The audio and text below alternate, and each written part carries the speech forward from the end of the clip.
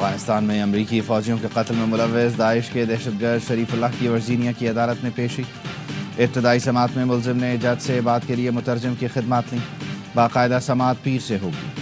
Director F B آئی کاش پٹیل نے x پر بتایا، دہشت گرد شریف اللہ کو گزشتہ رات گرفتار کیا گیا۔ ملزم امریکی انصاف کا سامنا کر رہا ہے۔ ہمارے شراکت داروں اور ایجنسی کے بہادر اہلکاروں کا شکریہ۔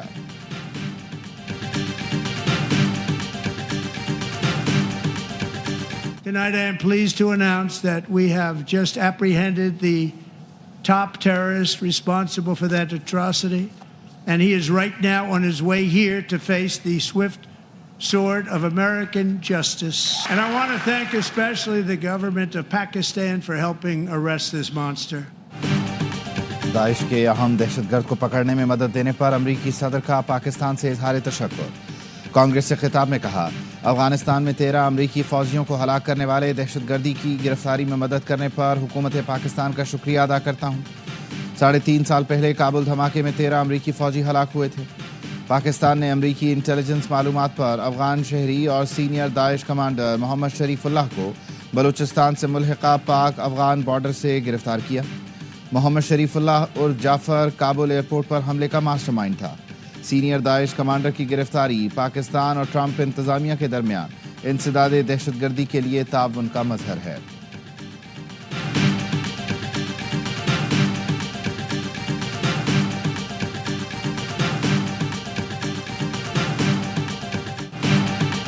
وزیر اعظم شہباز شریف کا امریکی صدر سے اظہار تشکر۔ کہا، امریکی صدر کا بیان پاکستان کی قربانیوں کا اعتراف ہے۔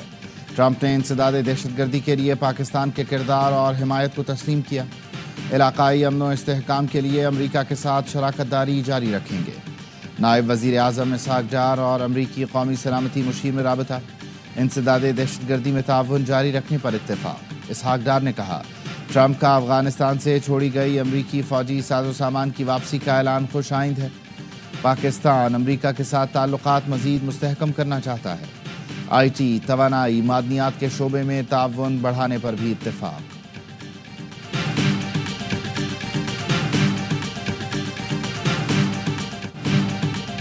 امریکی وزیر دفاع بھی پاکستان کے شکر گزار۔ پیٹ ہیگسیت کہتے ہیں، داعش کمانڈر کی گرفتاری میں بھرپور معاونت پر پاکستان کا خصوصی شکریہ۔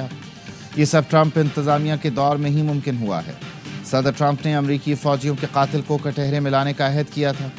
ہماری اطلاع پر پاکستان نے دہشت گرد کو پکڑا اور امریکہ منتقل کیا گیا۔ بائیڈن انتظامیہ کابل دھماکے کے بعد ہاتھ جھاڑ کر بیٹھ گئی تھی۔ انخلا کے وقت کابل میں دھماکہ ہوا اور کسی ملٹری افسر کو فارغ نہیں کیا گیا۔ بائیڈن انتظامیہ کی نااہلی کی وجہ سے طالبان کو اربوں ڈالر کا اسلحہ مل گیا۔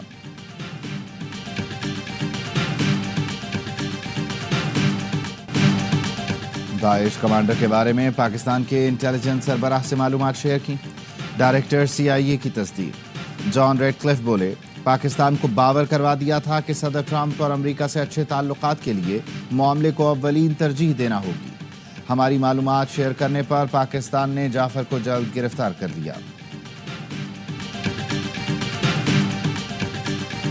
یہ ہماری بدقسمتی ہے کہ ڈونلڈ ٹرمپ یا امریکن پریزیڈنٹ کی ایک ہی بات پہ ہماری ایک سائیڈ جو ہے وہ خوش اور دوسری سائیڈ جو ہے وہ ناراض یا افسردہ ہو جاتی ہے۔ ہمیں اب ان باتوں سے اوپر اٹھنا چاہیے۔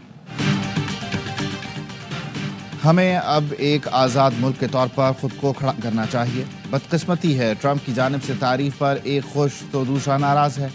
پہلے کچھ لوگ کہتے تھے کہ ٹرمپ آئیں گے تو بانی PTI باہر آ جائیں گے۔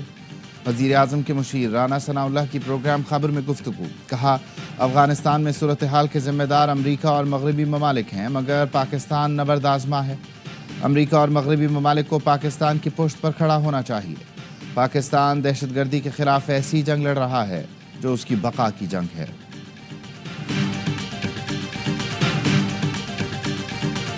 افواج پاکستان، اس کے آرمی چیف DG ISI اور DGC شکریہ ادا کرتا ہوں۔ میں ٹرمپ انتظامیہ کو بھی مبارکباد دیتا ہوں، ان کا شکریہ ادا کرتا ہوں۔ آج جو خراج تحسین پیش کیا ہے۔ گورنر سندھ نے ٹرمپ انتظامیہ کا شکریہ ادا کرنے پر آرمی چیف جنرل آصف منی، DG ISI اور DGC کو مبارکباد پیش کی۔ انہوں نے کہا صدر ڈونلڈ ٹرمپ نے بھی ہماری افواج کو خراج تحسین پیش کیا۔ پاک فوج کے خلاف ہرزہ سرائی کرنے والے سازش کا حصہ بن رہے ہیں۔ وزیر اعظم سے اپیل کی تھی کہ کراچی میں گیس کی فراہمی یقینی بنائیں۔ MDSSGC کا فون آیا تھا، انہوں نے کہا کراچی چیمبر کا معطل ہونا پورے پاکستان پر اثر ڈالے گا۔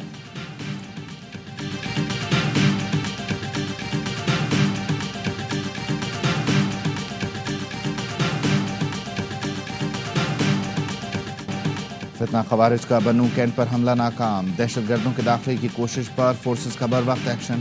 جھڑپ میں 4 خودکش بمباروں سمیت 16 خارجی ہلاک کر دیے گئے۔ ISPR کے مطابق 5 اہلکار بہادری سے لڑتے ہوئے شہید ہوئے۔ حملہ آوروں نے دھماکہ خیز مواد سے بھری 2 گاڑیاں دیوار سے ٹکرائیں۔ خودکش دھماکوں سے مسجد اور سویلین رہائشی عمارت شدید متاثر ہوئی۔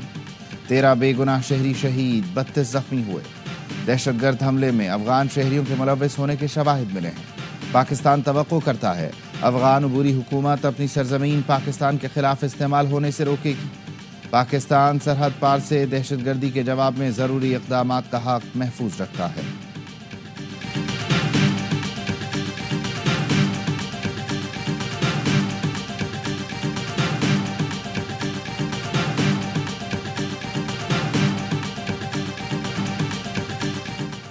نوڈیرو میں پولیس اور ڈاکوؤں کے درمیان فائرنگ کا تبادلہ، 2 ڈاکو ہلاک، 4 فرار ہو گئے۔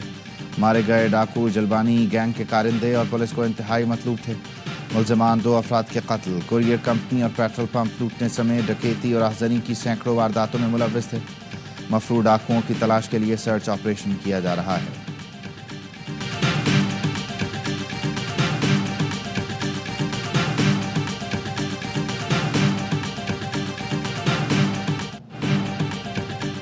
کراچی میں ڈاکوؤں نے مزید 3 شہریوں کی جان لے لی۔ رات گئے PCHS میں سیکیورٹی گارڈ ڈکیتی میں مزاحمت پر قتل۔ قائد آباد پر ڈکیتی ناکام بناتے ہوئے شہری قتل۔ قائد آباد میں 2 مسلح ڈاکو واردات کے لیے دکان میں گھسے، بابر نے 1 ڈاکو کو پکڑ لیا، دوسرا فائرنگ کرتے ہوئے فرار ہوا۔ مشتعل شہریوں نے مبینہ ڈاکو کو مار کر ادھموا کر دیا۔ نامعلوم افراد زخمی ڈاکو کو جناح ہسپتال سے ساتھ لے گئے، کچھ دیر بعد مردہ حالت میں واپس ہسپتال لائے۔ سہراب گوڑ پنجاب اڈے کے قریب ڈکیتی مزاحمت پر نوجوان قتل، ڈاکوؤں نے موٹر سائیکل چھیننے کے دوران نوجوان کو گولی ماری۔ قائد آباد مرغی خانہ پر علاقہ مکینوں کا احتجاج، نیشنل ہائی وے پر ٹریفک جام، مظاہرین کا ملزمان کی گرفتاری کا مطالبہ، کہا 24 گھنٹے میں قتل کے ملزمان گرفتار نہ ہوئے تو دوبارہ احتجاج کریں گے۔ سپریم کورٹ میں سویلینز کے ملٹری ٹرائل کیس کی سماعت آج پھر ہوگی۔ آرمی ایکٹ میں ملٹری ٹرائل کے لیے مکمل پروسیجر ہے جس میں بنیادی حقوق کا تحفظ فراہم کیا گیا ہے۔ آرمڈ فورسز عدلیہ کا حصہ نہیں ہے، کسی عدالتی فیصلے میں ڈکلیریشن نہیں دیا گیا کہ ملٹری کورٹ جوڈیشری ہے۔ گزشتہ روز جسٹس محمد علی مظہر کے سویلینز کے ملٹری ٹرائل کیس میں ریمارکس، جسٹس جمال مندوخیل نے کہا سیکشن 2D میں ملٹری کورٹ نہیں لکھا گیا، اس میں لکھا ہے جرم پر ٹرائل ہوگا، یہ نہیں لکھا کہ ٹرائل کا فورم کون سا ہوگا۔ شواہد ہوں تو انسداد دہشت گردی عدالتیں بھی سزائیں دیتی ہیں۔ وکیل عابد زبیری نے کہا ملٹری تنصیبات پر حملوں کے معاملے پر ترمیم کر کے ملٹری ٹرائل شامل کیا گیا۔ عابد زبیری کے دلائل مکمل۔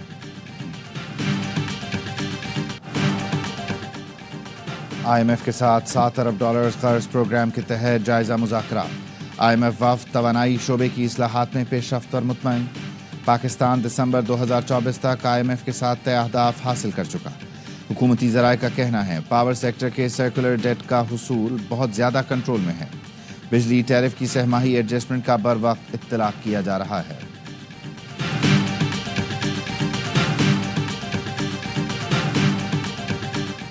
وزیر اعظم شہباز شریف سے عرب امارات کے 8 رکنی وفد کی ملاقات، وفد میں international free zones authority UAE اور ایلریا گروپ کے ارکان شامل تھے۔ انٹرنیشنل فری زون اتھارٹی اور سرمایہ کاری بورڈ پاکستان کے مابین مفاہمتی یادداشت کا تبادلہ ہوا۔ وزیر اعظم شہباز شریف نے کہا پاکستان اور UAE کے مابین دیرینہ برادرانہ تعلقات ہیں۔ پاکستان میں متعدد شعبوں میں سرمایہ کاری کے وسیع مواقع ہیں۔ وفد کی وزیر اعظم شہباز شریف کی زیر قیادت پاکستان کے معاشی استحکام کی تعریف، کہا پاکستان خطے میں سرمایہ کاری کے لیے موزوں ترین مارکیٹ بن کر ابھر رہا ہے۔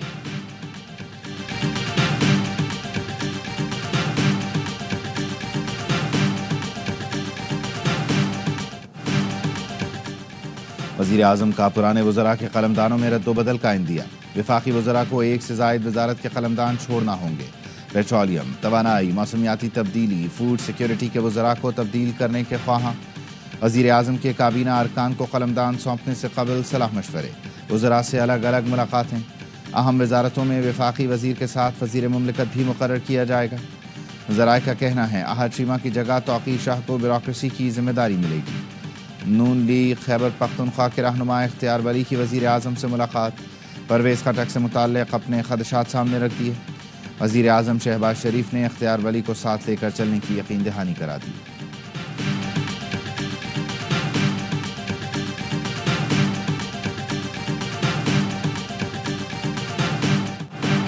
ملک میں حالیہ بارشوں اور برف باری سے سردی کی شدت میں اضافہ، ملکہ کوثر مری میں 1 فٹ تک برف باری سے پارہ -3 تک گر گیا۔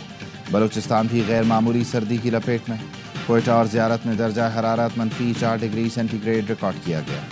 خنک ہواؤں سے کراچی کا موسم بھی بدل گیا، شہر میں کم سے کم درجہ حرارت 13 ڈگری رہا۔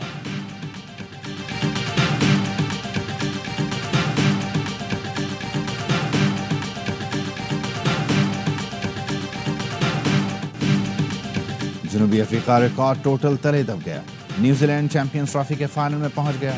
دوسرے سیمی فائنل میں جنوبی افریقہ کو 50 رن سے شکست۔ پروٹیاز 363 رنز کے تعاقب میں 9 وکٹوں پر 312 رنز بنا سکی۔ ڈیوڈ ملر کی سنچری بھی شکست سے نہ بچا سکی۔ کیویز نے پہلے کھیل کر ٹورنامنٹ کی تاریخ کا سب سے بڑا ٹوٹل بنایا۔ ولیمسن اور ریچن کی سنچریاں، ریچن 108 رنز بنا کر میچ کے ہیرو قرار۔ میگا ایونٹ کا فائنل اتوار کو دبئی میں بھارت اور نیوزی لینڈ کے درمیان کھیلا جائے گا۔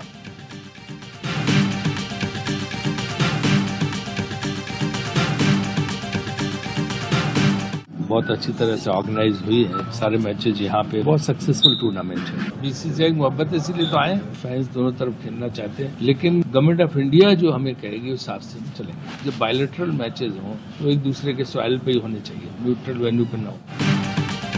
بھارتی کرکٹ بورڈ کے نائب صدر راجیو شکلا کی قذافی اسٹیڈیم آمد، محسن نقوی کے ساتھ بیٹھ کر چیمپئنز ٹرافی کا سیمی فائنل دیکھا۔ راجیو شکلا نے پاکستان میں چیمپئنز ٹرافی کو کامیاب قرار دیا۔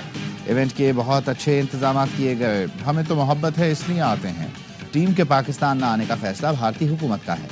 پاک بھارت سیریز کے حوالے سے مذاکرات چل رہے ہیں، سیریز ہوئی تو ایک دوسرے کے ملک میں کھیلیں گے، نیوٹرل وینیو پر نہیں۔ پی سی بی کی خصوصی دعوت پر بھارت، جنوبی افریقہ، نیوزی لینڈ کرکٹ بورڈ کے سربراہ سیمی فائنل دیکھنے لاہور آئے۔ کرکٹ بورڈ سربراہان نے چیمپئنز ٹرافی کے لیے بہترین انتظامات پر چیئرمین پی سی بی کا شکریہ ادا کیا۔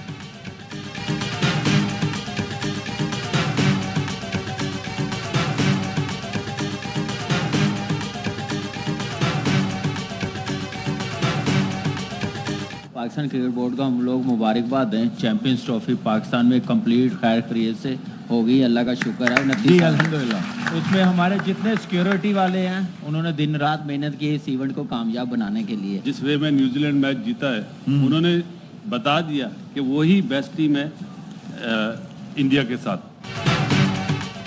پی سی بی مبارکباد کی مستحق ہے کہ چیمپئنز ٹرافی پاکستان میں خیریت سے ہو گئی۔ چیمپئنز ٹرافی کو کامیاب بنانے کے لیے سیکیورٹی اداروں نے دن رات محنت کی۔ سابق کپتان کامران اکمل کا پروگرام ہر لمحہ پرجوش میں اظہار خیال، کہا نیوزی لینڈ کی ٹیم اچھی پلاننگ کے ساتھ کھیلی۔ سابق اسٹار بلے باز باسط علی کہتے ہیں نیوزی لینڈ کی ٹیم بھارت کو بھرپور ٹکر دے گی۔ کیویز نے فائنل کی تیاری کی تو ان کی سوچ کا پتہ چل گیا۔ جنوبی افریقی کپتان کو ریٹائرمنٹ لے لینی چاہیے، وہ آج بالکل پاکستانی کپتان لگے۔ میزبان اور اینکر شائستہ لودھی بنی مہمان، کیا معصومانہ سوالات کا سامنا۔ عادی اور مصطفیٰ چودھری نے اپنے برجستہ جملوں سے سب کو خوب ہنسایا۔